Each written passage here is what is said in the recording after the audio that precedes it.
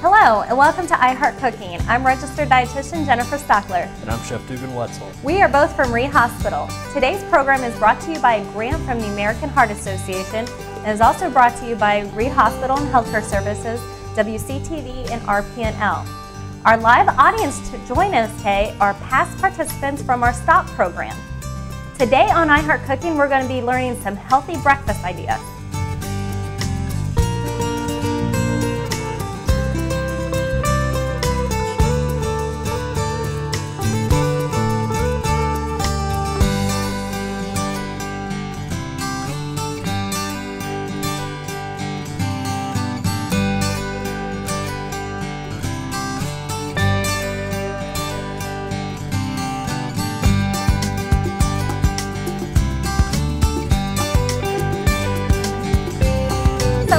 Today on iHeart Cooking, we're going to be doing some healthy breakfast ideas. And one of our first healthy breakfast ideas is something that's not very common to a lot of us, and it's actually called muesli. It's actually a combination of oatmeal, some dried fruits, we got some nuts, we got wheat germs, so a lot of different things in it, and you don't cook it. So it's all cold, something quick and easy to prepare. That's just in the fridge. You grab it in the morning, and you can have it. Absolutely. So we'll get started with it. Like you said, it is muesli is a traditionally rolled oat meal prepared with your fat-free milk. You've got yogurt. We use a little bit of honey to kind of bring back some sweetness, and dried fruit. Dried fruit is a big give you that texture. Very simply, all you do is combine the ingredients that you want into a bowl, mix it up, and let it sit for at least 2 hours to 2 days, really. And then it's ready to go. So that's all I'm going to do. I put my rolled oats in a bowl, followed by my yogurt, my milk. In this recipe here, it calls for either currants or raisins. We're actually going to use raisins. There's very little difference between the two. If you were curious, a currant is a seedless fruit, very sweet, kind of tart. It's from the grape family. So they're very similar to raisins. So if you see currants in the store, don't be afraid. They're just like a grape or a raisin. So lastly here, I'm going to add a little bit of honey. Honey's nice because it's going to help kind of be a thickener, especially with the wheat germ. Just kind of get a little bit in there. It's nice because, like you said, it adds that sweetness to it. But it's not like we're dumping in a lot of refined sugars either. So it's more natural flavoring for the sweetness in that sugar. Absolutely. So now that we have everything in there, I'm just going to toss it, kind of mix it up a little bit. And it's going to look a little bit like oatmeal, obviously. But we're using rolled oats, but they're not cooked. It's cold. So that's something you might want to do more like instant rolled oats because this is something, you're not cooking it. So they have to get, soft for you to eat and plump. So that's why it does have to sit for 2 hours just because of that, or at least 2 hours. It'll look a little runny at the beginning, but as it sits in the refrigerator and kind of absorbs all that moisture from the yogurt and the milk, it's going to, like you said, plump up, thicken, and it will be almost like a porridge texture. So. Yep. So I was going to say, a lot like porridge. So again, something that's quick and easy, a little bit more nutrition aspect. When you're thinking dried fruit, I want you to think that it's not the same serving size as regular fruit that you would buy, because if you think it's dried, it's condensed down. So that's something you probably want to keep it serving size to about a 1/4 of a cup. And that's something that's in there, and you should be able to get that in a serving for this meal. Also, that wheat germ. It's something that not a lot of people use or have never used. It's actually just like a powder that you have. And it's actually from the actual wheat product, and they're taking the germ out, and that's where a lot of the nutrition is found. So you got a lot of fiber, which is going to help with heart disease because that helps lower the cholesterol, helps with hypertension, helps keep you regulated at the same time. It also has some good sources of iron, zinc, and B vitamins. So it's a really good, healthy thing that you can add, and you don't always have to add it to just this. You can add it to smoothies, to soup. So there's a lot of things you can use the wheat germ for as well. Sure. Yeah, parfaits, yogurt parfaits, anything just as a on topping. Top. Yeah, add it to granola. Yeah. Because absolutely. it does come in large bags when you buy, or a large container. And for this recipe, you're only using 2 tablespoons of it, so you don't use very much of it. So I want you to realize that you can use it for other things as well, and it doesn't go to waste. Absolutely. So we've already got it mixed. We're going to put it in the refrigerator and come back, and it'll be ready. thickened up for us.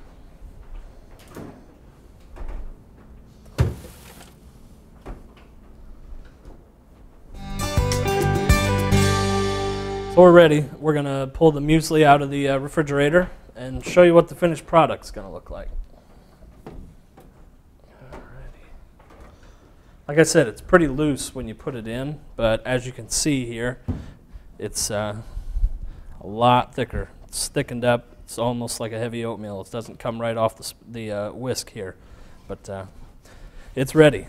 It's absorbed, and we're going to just kind of top it, maybe some slivered almonds, strawberries, any kind of fruit, blueberries would be another option. Absolutely. You know, I mean, give it some more flavor. You could put about any fruit that you want on that you prefer, even bananas. And again, that'll help you get your serving of fruit in as well if you don't get enough of the dried fruit.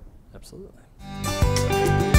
As you can see, Dugan is here kind of preparing our bowl, and we're going to make it into like a little fun bowl to eat out of, because we're thinking with our stop kiddos being here that it's something easy and fun for them to make. One nice thing about this recipe, they don't have to worry about being around any heat sources, the oven, the stovetop. They're just basically throwing these ingredients together, mixing it up, putting it in the fridge, and that's something they could probably dish out and serve themselves as well. Adding different fruits and nuts can make it more fun for them too. And again, it's just a nice nutritious breakfast, something easy right before school starts, even on the weekends, quick and easy if you're busy. So that is our final product.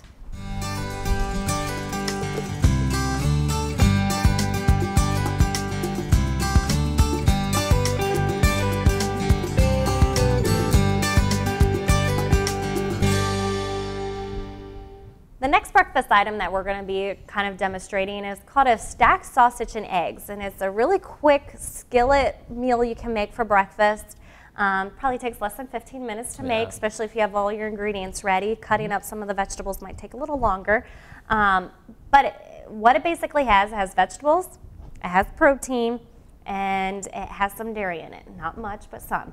So we're getting some of those food groups in there to have with it. So we'll get started, and I believe the first step is cooking the protein, which is sausage. Yeah, actually, the first thing we're going to do, in the recipe it calls for a raw sausage. What we have actually done, we have a pre-cooked low sodium already crumbled. Quicker makes it faster for you. So all I'm going to do, I've already heated my pan, as you can hear. It's going to sizzle. You always want your pan to be preheated. That way the grease doesn't stick to the bottom. It just starts cooking instantly. I'm just going to toss it just a little bit, move it around. Now actually, the ingredient that's going to take the longest is the mushrooms, because they're raw. That's just the way it is. It takes a little longer. So I'm going to just add them right away so that we can kind of start cooking out the moisture from the mushrooms, kind of letting the sausage absorb some of that and get some of that flavor and soften them up a little bit. So that's something here he said, like, it was a pre-cooked sausage that is low sodium, but to even get rid of more of the sodium and to eliminate it altogether, you can actually buy that raw sausage, let it cook till it's no longer pink, and if you want extra flavor, you can use things like garlic powder, onion powder. Mrs. Dash is a great one because you eliminate that sodium that's in that product, so it's making it even a little bit healthier of a option that goes right into heart health. Absolutely. Okay.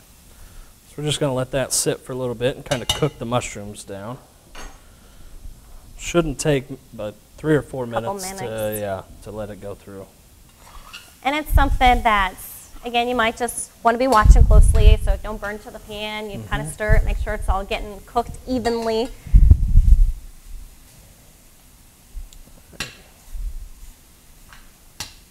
And it smells good already. I got the aroma of it, so.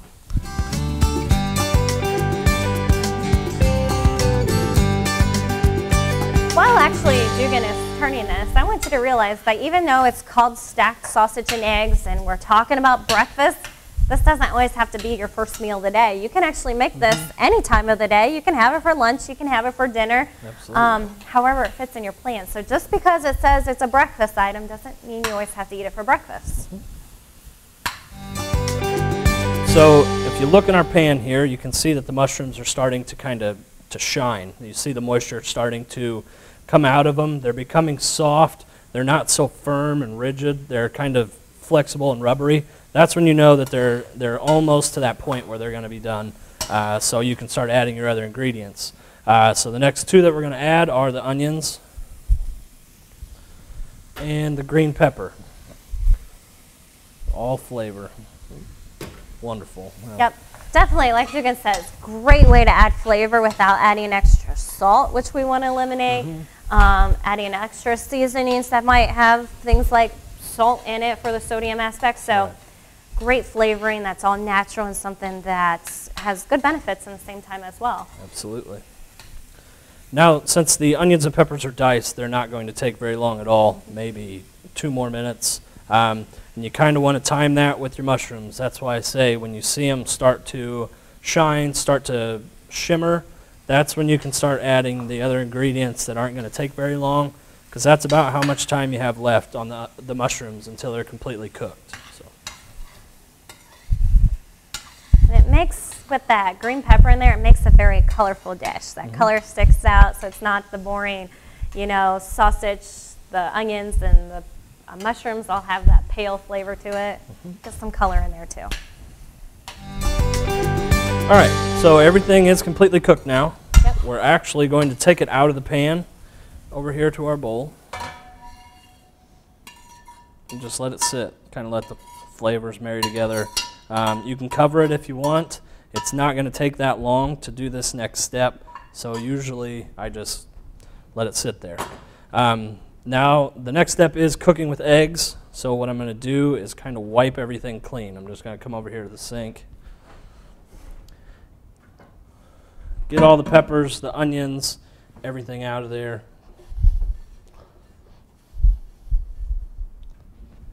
Okay. Wiping it off will also save extra dishes when you don't have an extra skillet there too. So Absolutely. it saves time in the long run, making it a little bit easier. Plus you get a little bit of the flavor from what was in there into the eggs and what you're going to be cooking next.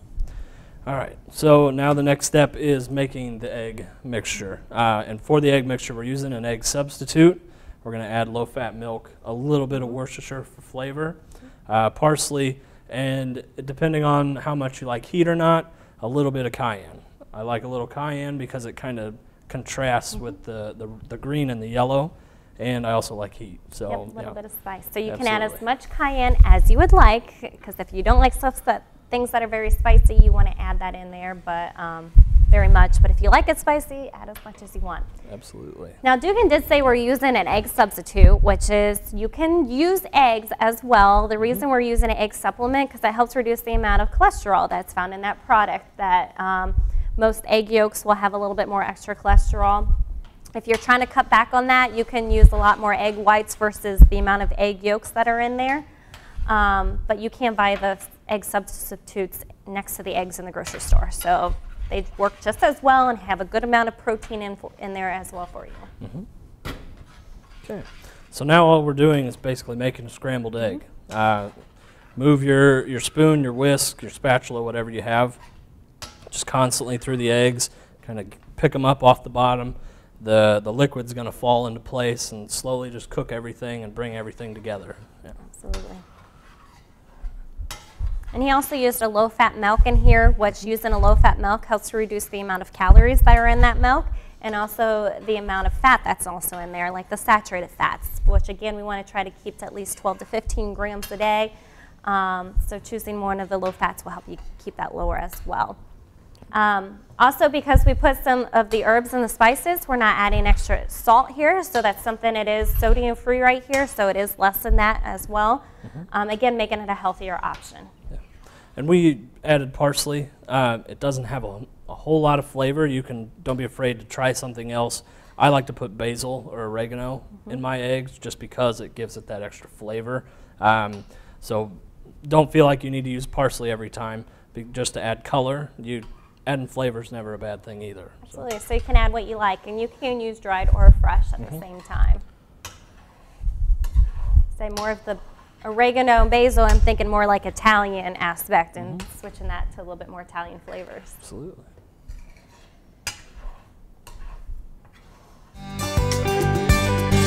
So our eggs are almost finished here, and if you're at home, I'm going to show you real quick.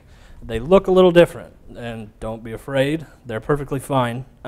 Since we used an egg substitute, we don't have the yolks that we use to bind everything together like a normal egg would. So they're going to be a little smaller. They're going to have a little more liquid in it, a little more spread out, but it's still going to taste the same. Absolutely. Everything is perfectly fine. So just give it a shot. Don't be afraid to try it. Yeah. And now we're done. Next step, we're just going to add it to our plate here. Okay.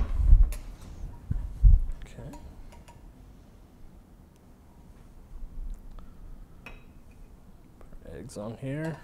So what Dugan is, he's just adding the eggs at the bottom of the plate. So again, remember it's stacked sausage and eggs, so we'll add the eggs at the base, and then we're going to add the sausage on top. Okay.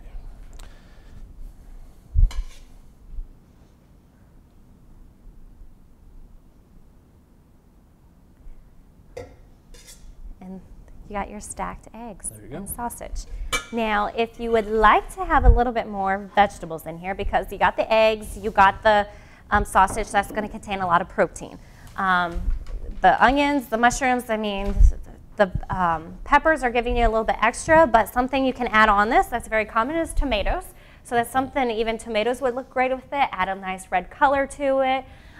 You can add about, well, depending on what kind of vegetables, you can add more to that. So you can also get a serving of vegetables, which if they're cooked, that's about a half a cup. So you can get a serving of protein, also the vegetable in that. Because we're funded by the American Heart Association, one of our audience members will actually be walking away with the American Heart Association cookbook. And our audience today that's going to be getting this is Ellie, one of our past stop participants. So she'll be getting the cookbook. Thanks for tuning in to iHeart Cooking, a program that is funded by the American Heart Association. We hope you enjoyed all the information that we gave for you today, and also hope that you try these recipes at home. For more heart-healthy recipes, you can visit the American Heart Association's website at heart.org or Reid Hospital's website at reidhospital.org/iHeartCooking. We'll see you next month.